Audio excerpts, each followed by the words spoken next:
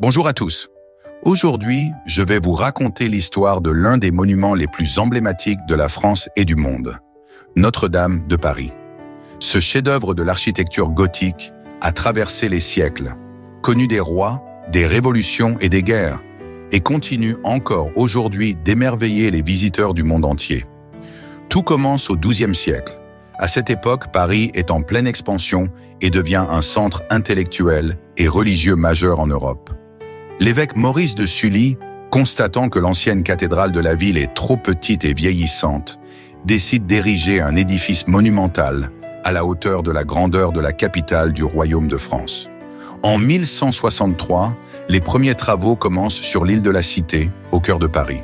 Le chantier est titanesque et va s'étendre sur près de 2 siècles.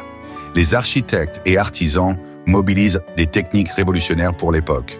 Ils utilisent la pierre extraite des carrières de Lutèce, acheminée par la Seine, et inventent des structures inédites qui marqueront le style gothique. De hautes voûtes en ogive, des arcs-boutants pour soutenir les murs et de gigantesques rosaces en verre coloré.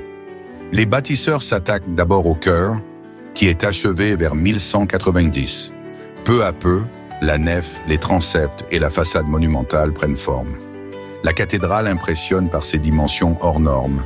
Plus de 130 mètres de long, 40 mètres de large et des tours s'élevant à 69 mètres. À cette époque, c'est l'un des édifices les plus imposants du monde chrétien.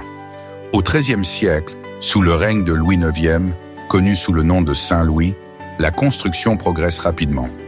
Les célèbres rosaces sont installées, notamment la rosace nord, chef-d'œuvre de l'art du vitrail. La cathédrale devient le cœur religieux de Paris, accueillant messes, couronnements et cérémonies royales. Mais Notre-Dame ne traverse pas l'histoire sans encombre. Pendant la Révolution française, elle est gravement endommagée. Les statues des rois de Juda situées sur la façade sont prises pour des figures des rois de France et sont décapitées.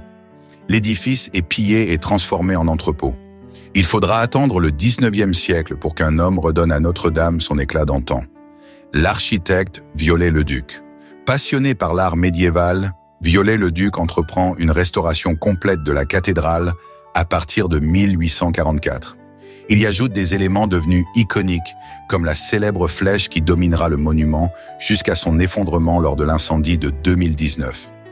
Notre-Dame de Paris traverse les époques et devient un symbole national. Elle est le témoin du sacre de Napoléon en 1804, de la libération de Paris en 1944 et du dernier hommage à de grands personnages de l'histoire de France. Son importance culturelle et spirituelle dépasse largement les frontières du pays. Le 15 avril 2019, le monde entier assiste, impuissant, à l'incendie qui ravage la cathédrale. Sa charpente en bois, surnommée la forêt en raison de l'âge vénérable de ses poutres, part en fumée et la flèche de Viollet-le-Duc s'effondre sous les flammes. Un choc mondial. Mais immédiatement, une immense mobilisation voit le jour pour reconstruire ce joyau du patrimoine français. Aujourd'hui, après 5 années de restauration, Notre-Dame de Paris a rouvert ses portes le 7 décembre 2024. Ce moment historique a marqué l'aboutissement d'un immense chantier mobilisant des milliers d'artisans, d'architectes et de spécialistes du patrimoine. La flèche, reconstruite presque à l'identique selon les plans de Viollet-le-Duc, s'élève à nouveau à 96 mètres dans le ciel de Paris, tandis que l'intérieur restauré retrouve son éclat d'antan.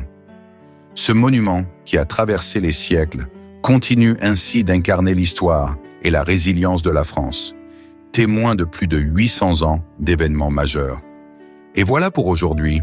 Lundi, nous reviendrons sur une autre prouesse architecturale, la construction du Machu Picchu, cette cité inca perchée dans les Andes, dont les secrets continuent de fasciner les archéologues. À bientôt pour une nouvelle page d'Histoire vraie.